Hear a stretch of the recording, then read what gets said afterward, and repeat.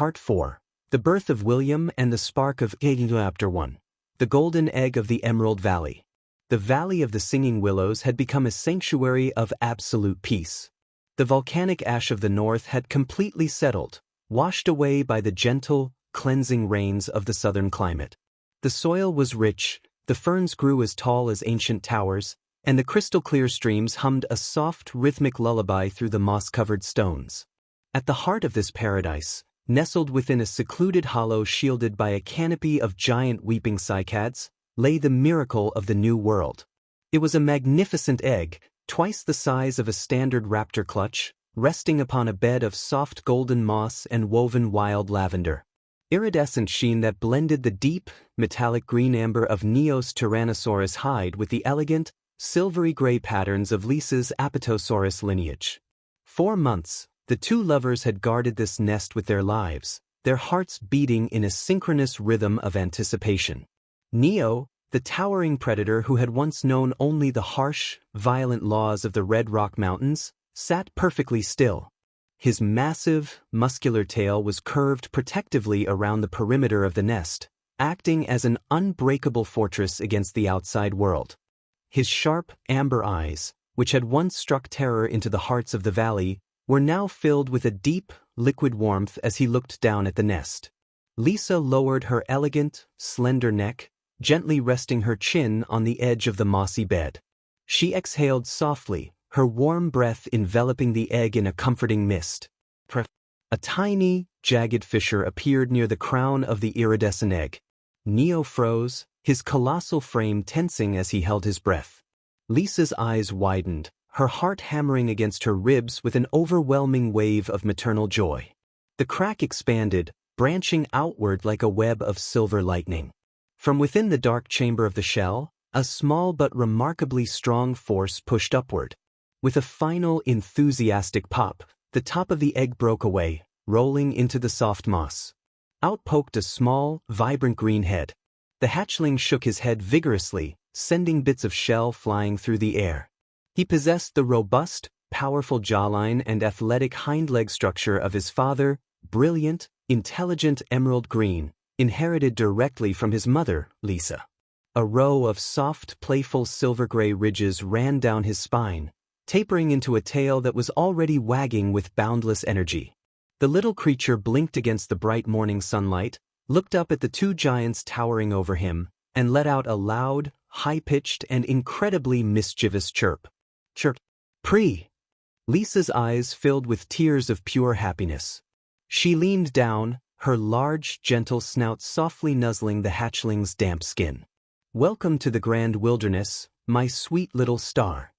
Neo lowered his colossal head until his massive nose touched the baby's tiny face. The hatchling, completely devoid of fear, immediately lunged forward and playfully bit Neo's nose with his tiny, blunt teeth, giggling with delight. Neo chuckled, a deep, booming sound that shook the leaves above. He is fearless, Lisa. A true pioneer of our new world. His name shall be William, for he will be a protector of the peace we fought so hard to build. Chapter 2. The Mischief Maker of the Willows. 2 years passed in the blink of an eye, and William grew from a vulnerable hatchling into a bundle of pure, uncontrollable energy. He was a biological wonder, an perfect hybrid of predator and herbivore. While his body required the nutrient-rich vegetation that Lisa gathered, his jaws possessed a natural strength, and his legs allowed him to run with the terrifying speed of a young T-Rex. However, it was his personality that kept the entire valley on its toes. William was incorrigibly, delightfully mischievous. On a bright Tuesday morning, the valley was peaceful, until a loud splash echoed from the riverbanks. William! Lisa's voice resonated through the trees, a mix of exasperation and amusement. She walked over to the riverbank to find William completely covered from head to toe in thick, blue river mud. He was currently chasing a family of panicked prehistoric frogs, trying to leap frogs over them. When he saw his mother, he stood on his hind legs, puffed out his chest, and tried to mimic his father's mighty roar, but it came out as a squeaky, bubbling bark. Rawr. Squeak. William giggled, shaking his tail and splattering mud all over Lisa's clean silver scales. You are supposed to be practicing your long-range navigation with your father, Lisa said, gently using her long tongue to wipe the mud from his mischievous eyes. Instead, you are turning the local wildlife into a playground. Neo walked out from the dense foliage, carrying a massive log in his jaws, which he dropped with a heavy thud. He looked at his mud-covered son and shook his head, though his eyes danced with laughter. The boy has too much fire in his blood, Lisa, Neo said, sitting down heavily. I tried to teach him how to stalk silently through the ferns. Do you know what he did? He hid in a bush and bit my tail when I walked past. I jumped 10 feet into the air. You looked very funny, Papa. William cheered, sprinting over and scrambling up Neo's massive leg, using his sharp little claws to climb onto Neo's shoulder like it was a mountain peak. You went whoosh into the sky. An apex predator does not go whoosh, William, Neo rumbled playfully, gently nudging the toddler with his cheek. An apex predator moves like the shadow of the wind. I don't want to be a shadow, William declared, standing proudly on Neo's head, his tiny arms outstretched. I want to be a storm. I want to see what's beyond the Blue Mountains. The dragonflies say there are trees that grow upside down and rivers that flow with liquid gold. Lisa and Neo exchanged a worried glance. The Blue Mountains formed the southern barrier of their peaceful valley. Beyond them lay the unknown territories, vast lands filled with wild migrations, untamed elements, and unpredictable predators who had not learned the ways of peace. The world beyond the mountains is grand, William, but it is also perilous, Lisa said softly, her neck curling around him. Snuffness and safety are gifts. You must learn to master yourself before you can master the wild. But Mama, how can I learn if I don't explore? William pouted, his big emerald eyes pooling with an irresistible, pleading innocence. Chapter 3. The Call of the Blue Mountains. William's curiosity was a wildfire that no amount of parental advice could extinguish. Every night, as he lay tucked beneath his father's warm tail and his mother's protective neck, he would stare at the distant, jagged silhouettes of the Blue Mountains, listening to the mysterious whispers of the wind. The opportunity for adventure arrived sooner than expected. A massive migration of Parasaurolophus, crested, musical dinosaurs, was passing through the lower valleys, their deep, trumpet-like calls echoing through the canyons. The sheer volume of the migration created a beautiful chaos, filling the air with dust and a festival-like atmosphere. Neo and Lisa were called away to the valley entrance to help guide the migration safely around the nesting grounds of the smaller herbivores. William, Lisa commanded sternly, her eyes locked onto her son. You are to stay within the circle of the singing willows. The migration is crowded, and you could easily be trampled or lost. Do you understand? Yes, Mama, William said obediently, sitting down on his hind legs and putting on his most angelic face. I mean it, little warrior, Neo added, his voice deep and serious. Stay put. The moment his parents' massive shapes disappeared into the dust cloud of the migration, William's angelic expression melted into a wicked, joyful grin. Stay put is a very boring rule, William whispered to a passing dragonfly. I'll just go to the edge of the mountains. Just a quick peek. I'll be back before the sun reaches the top of the sky. With a joyful leap, William sprinted out of the clearing. His legs were a blur of green motion. He utilized the stealth techniques his father had taught him, not to hunt, but to evade the watchful eyes of the valley elders. He ducked beneath giant clover leaves, leaped over fallen redwood trunks, and swam across the shallow rapids of the Emerald River. As he climbed higher, the air grew crisp and cool. The familiar jungle of the valley gave way to bizarre rock formations and forests of strange, blue-leafed pines. William was ecstatic. Every scent was new, every sound was an invitation. Wow, William gasped, standing on a high rocky ledge. Below him, the unknown territories stretched out as far as the eye could see. There were vast salt flats that shimmered like ice, bubbling mud geysers that shot purple steam into the air, and deep, mysterious canyons that seemed to hold secrets of ancient times. It was a world built for a troublemaker like him. But William's wonder was cut short by a sudden, ominous shift in the atmosphere. The cheerful sounds of the migrating Parasaurolophus grew distant, replaced by a low, rhythmic scratching sound that seemed to come from the shadows of the rocks around him. Chapter 4. Lost in the Echo Canyons. William's predatory instincts, the sharp heritage of his father, suddenly flared. The hair along his spine stood on end. He spun around, his emerald eyes scanning the blue pine trees.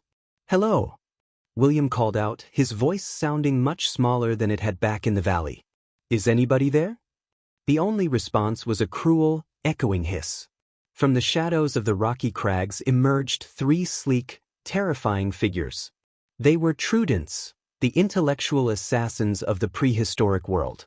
Though smaller than T-Rexes, they possessed large, luminous eyes that glowed with a wicked intelligence, and their feet were armed with a sickle-like claw designed for calculated takedowns. Worse, they were nocturnal pack hunters, and William had wandered right into their nesting territory. Threat analysis, Truden Pack. 1. Intelligence, high, formulate strategic traps. 2. Weaponry, venomous bite and sickle claws. 3. Behavior, pack coordination isolates the target. The lead Truden, a scarred male named Sly, tilted his head, his slitted pupils fixing onto William's unique form. "Look what the wind dragged over the mountain," Sly hissed, his voice like dry leaves scraping against stone. A mutant hatchling. Too small to be a T-Rex, too strange to be a longneck. A rare delicacy for the pack. William's heart hammered against his chest, but the courage of Neo and the quick wit of Lisa ran deep within his veins. He refused to show fear. He bared his sharp little teeth and let out the loudest roar he could muster. "I am William, son of Neo the Great and Lisa the Wise. If you touch me, my papa will turn your mountains into pebbles." The Trudents paused, exchanging cautious glances at the mention of Neo's name. The legend of the tyrant who chose peace but possessed unmatched fury was well known even beyond the mountains. But Sly looked around the empty canyon and realized the boy was entirely alone. "Your papa is not here, little prince," Sly sneered, crouching low. "And in these canyons, no one hears you scream."